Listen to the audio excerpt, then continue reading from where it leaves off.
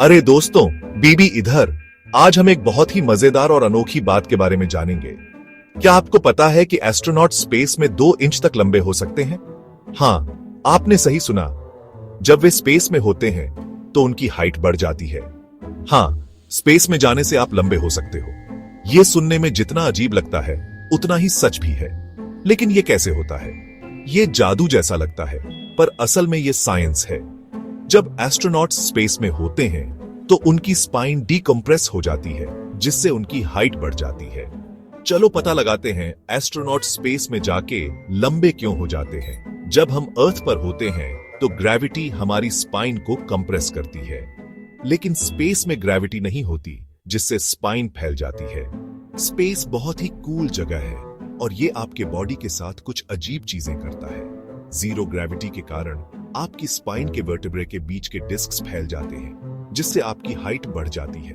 उनमें से एक है आपको लंबा बनाना। ये टेम्परेरी होता है, लेकिन स्पेस में रहते हुए आप इसे महसूस कर सकते हैं। ये एक बोनस ग्रोथ स्पर्ट जैसा है, पर यह सिर्फ अर्थ के बाहर ही काम करता है। जब एस्ट्रोनॉट्स वापस अर्थ पर आते हैं तो उनकी हाइट फिर से नॉर्मल हो जाती है। तो स्पेस में ऐसा क्या है जो हमें ग्रो करता है? ये सब जीरो ग्रेविटी के कारण होता है। जीरो ग्रेविटी में आपकी स्पाइन डिकम्प्रेस हो जाती है, जिससे आपकी हाइट बढ़ जाती है। ये एक फैसिनेटिंग फिनोमिनन है जो हमें स्पेस के बारे में और भी ज्यादा जानने के लिए प्रेरित करता है। तो दोस्तों, अगली बार जब आप स्पेस के बारे में सोचें तो याद रखें कि वहां जाने से आप थोड़े लंबे हो सकते हैं। ये एक मजेदार और अनोखी बात है जो स्पेस ट्रैवल को और भी रोमांचक बनाती है। आशा है आपको ये जानकारी पसंद आई होगी।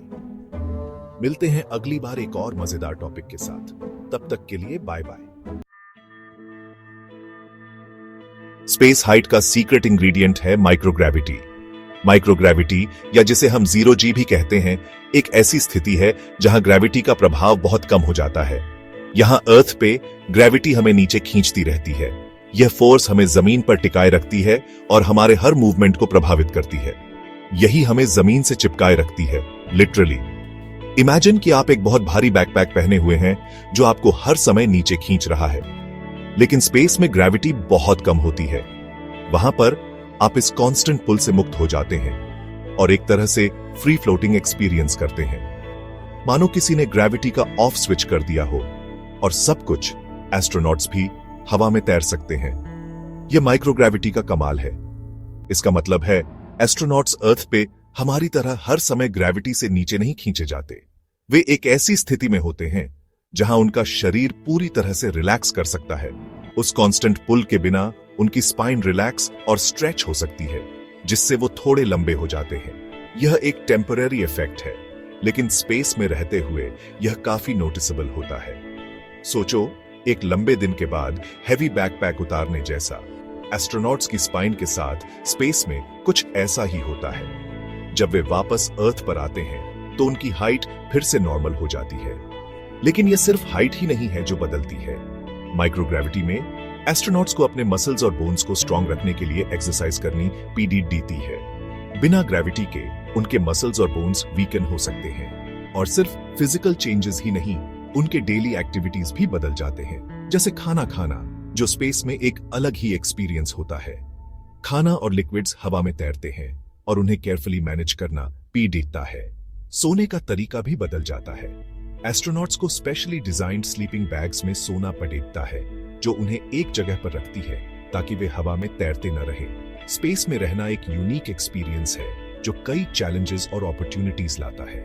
माइक्रोग्रेविटी का प्रभाव हर एस्पेक्ट को बदल देता है, लेकिन यह भी हमें यूनिवर्स के बारे में और जानने का मौका देता है। अपनी स्पाइन को एक स्लिंकी टॉय की तरह इमेजिन करो। अर्थ पे ग्रेविटी स्लिंकी को दबाती है, जिससे वो छोटा हो जाता है। पर स्पेस में ग्रेविटी के नीचे न दबाने से स्लिंकी पूरी तरह से एक्सटेंड हो सकता है और लंबा हो सकता है। एस्ट्रोनॉट्स स्पाइन में वर्टेब्रे के बीच फ्लूइड फिल्ड डिस्क्स के साथ भी सेम चीज होती है। ग्रेविटी के प्रेशर के बिना ये डिस्क्स एक्सपैंड हो जाते हैं, जिससे स्पाइन टेम्पोरेरीली लेंथन हो जाती है। ये अर्थ पे आपके बैक को पूरे वेट से थोड़ा आराम देने जैसा है। तो एस्ट्रोनॉट्स असल में कितने लंबे हो जाते हैं? ऐसा नहीं है कि वो अचानक बास्केटबॉल स्टार्स बन जाते हैं। एवरेज एस्ट्रोनॉट स्पेस में 1 से 2 इंच तक लंबे हो सकते हैं, लगभग आपके थंब जितना। पर यहाँ एक ट्विस्ट है, ये परमानेंट नहीं है।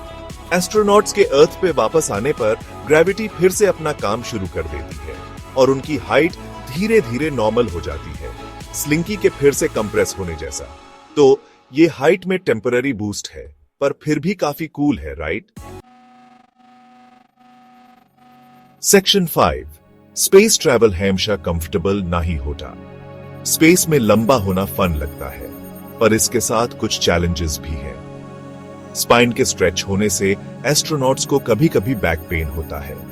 सोचो, लंबी नींद के बाद स्ट्रेचिंग करने जैसा अच्छा लगता है, पर आपको थोड़ा दर्द भी हो सकता है। और क्योंकि उनके स्पेस सूट्स उनकी अर्थ हाइट के हिसाब से डिजाइन्ड होते हैं, स्पेस में उन्हें थोड़े टाइट लग सकते हैं। कुछ ग्रोथ स्पर्ट्स पहले के कपड़ों में फिट होने की कोशिश करने जैसा। Section 6, spaceman fun facts. Astronauts के बारे में कुछ फन फैक्ट्स। माइक्रोग्रेविटी की वजह से एस्ट्रोनॉट्स असल में स्पेस में बोन और मसल मास लूज करते हैं।